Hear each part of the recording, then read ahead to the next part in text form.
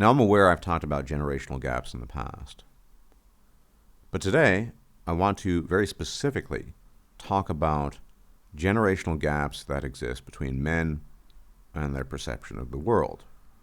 And even more specifically, the Generation X, my generation, that is men who are in their 40s and 50s, versus men who are maybe in their late 20s and significantly younger in some cases, the Zoomers, Gen Z. Though, of course, I'm also including the younger millennials with that, because it's really fascinating.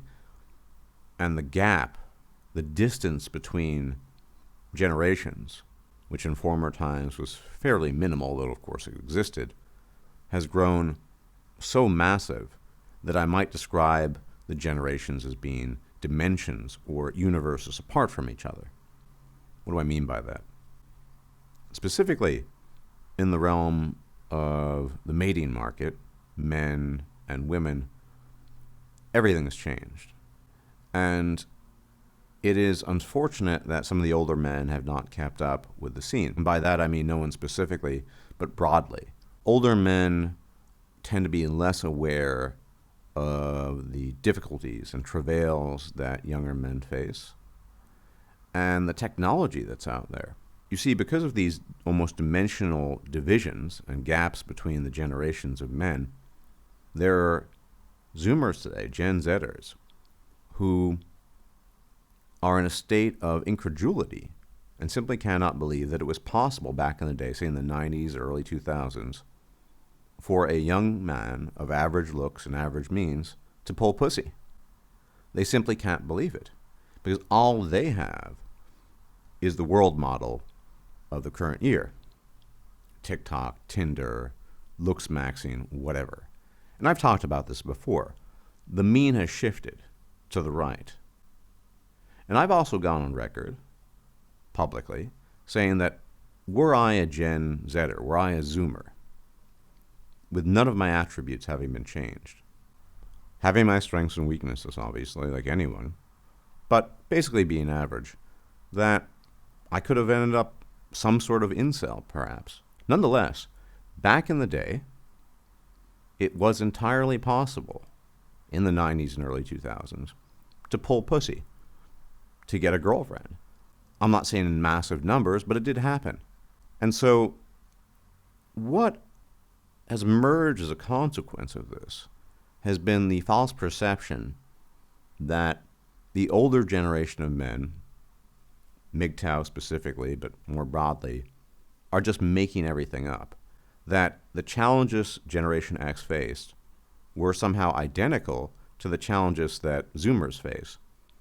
And it's very interesting for the reason that it appears to me to be a almost kind of reverse miscomprehension.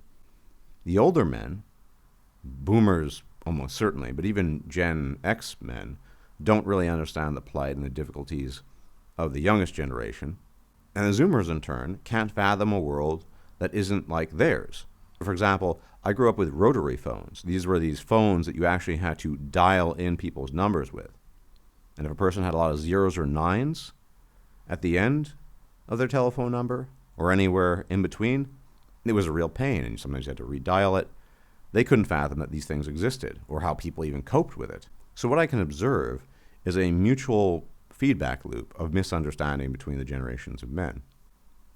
Interdimensional misunderstanding, if you will.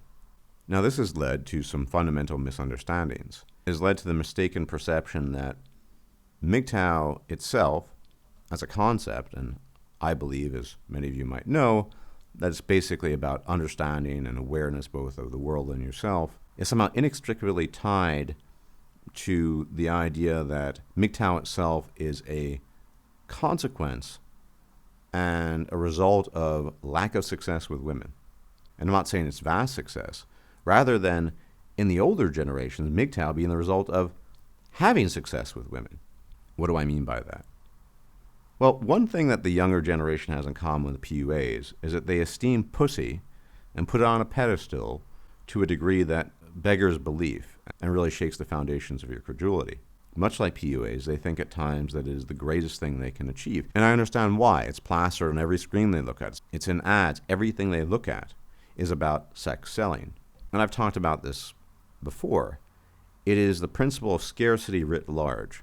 If we lived in some bizarre world where, for whatever reason, pineapple ham pizza were thought to be the greatest delicacy ever fashioned by man, but only the wealthiest of the wealthy could try it, something like millionaires, then you would have a world of people perhaps not starving, but craving constantly this unattainable object, pineapple ham pizza.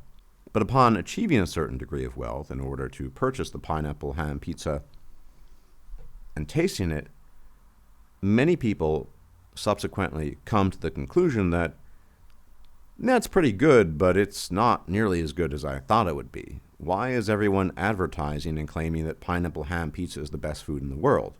I've had better, and it cost $1 million less. So too is it with older men and women and relationships.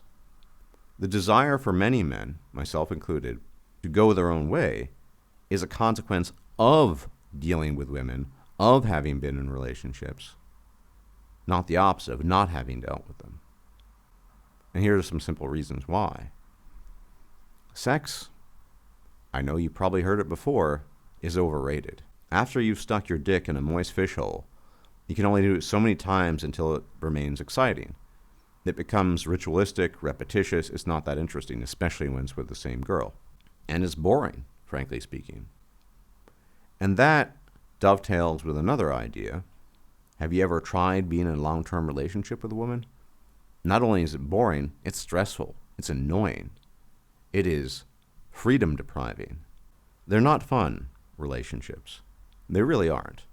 If you've been through a few, whether you believe me or not, you'll know what I'm talking about. Arguments, fights, disputes, disagreements, demands on your time for doing things you have no desire to do, attempts to forbid you to do certain things.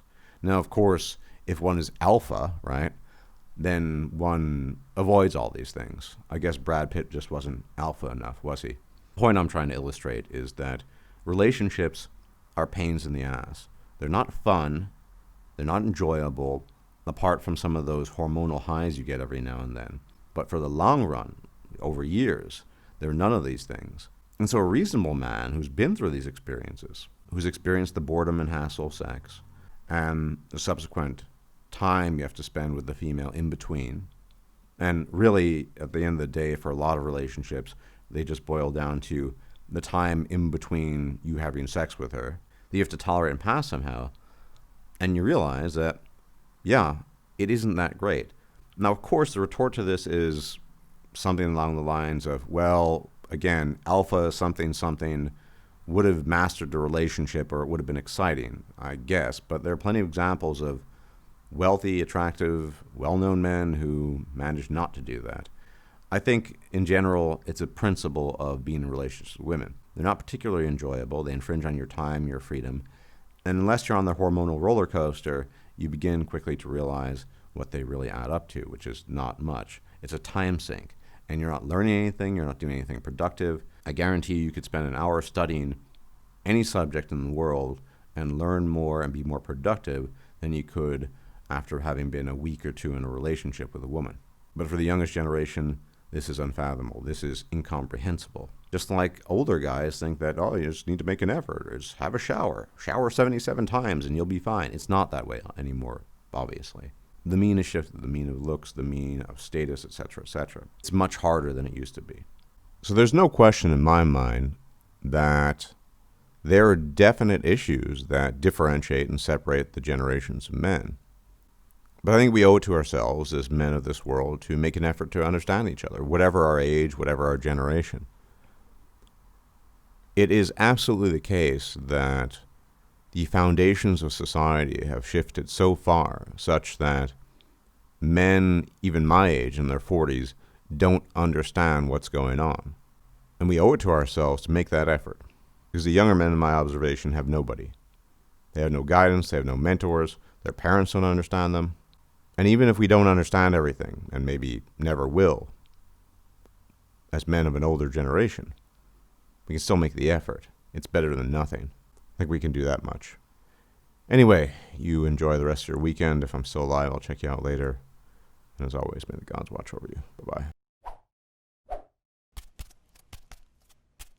If you liked this video, please like, share, and subscribe. And if you enjoy my content, please consider making a donation or becoming a patron. Thanks for watching.